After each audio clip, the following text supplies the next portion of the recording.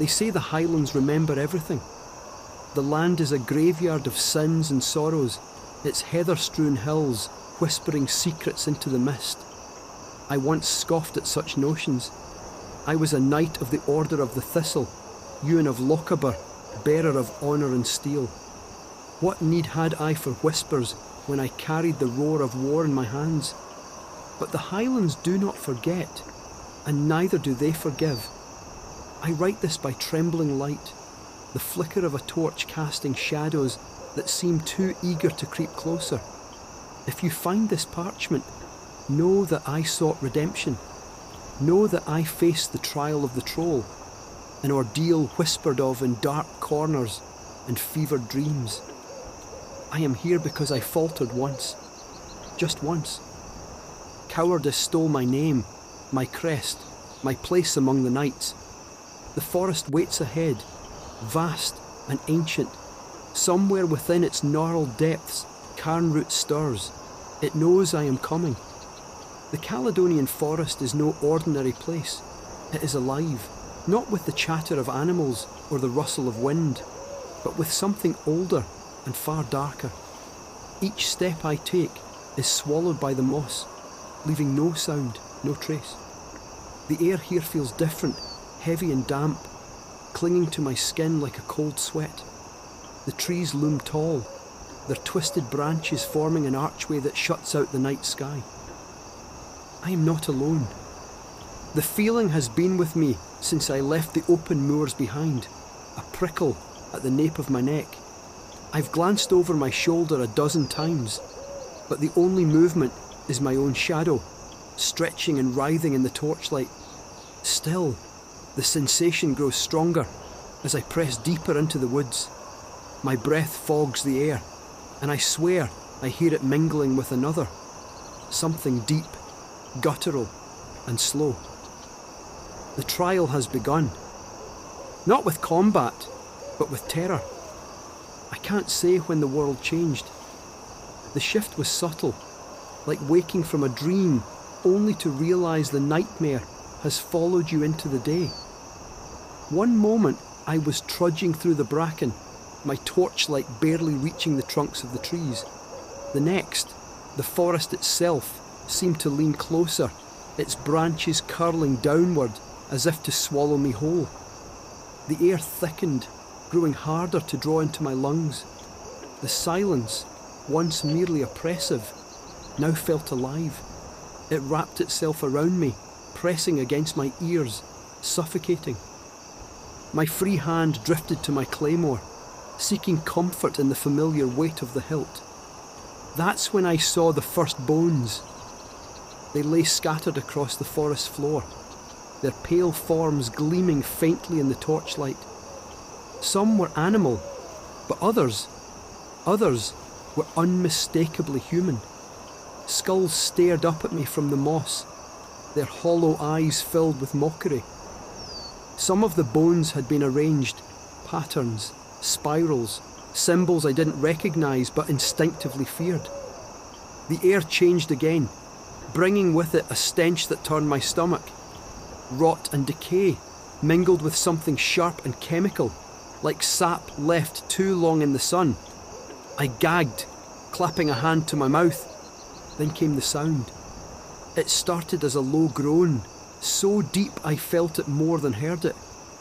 The ground beneath me trembled, a vibration that travelled up through my boots and into my chest. My torch sputtered, its flame shrinking as if the very air conspired to snuff it out. And then I saw it. Cairnroot.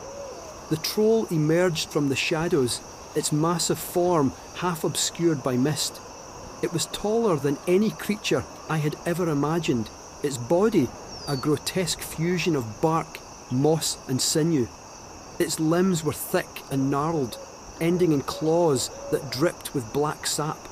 Its head was crowned with jagged branches, and its eyes, God, its eyes, glowed like coals, casting long shadows that danced across the forest floor. I froze.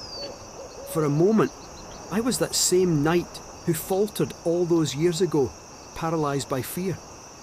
The torch slipped from my grasp, its flame hissing as it met the damp earth.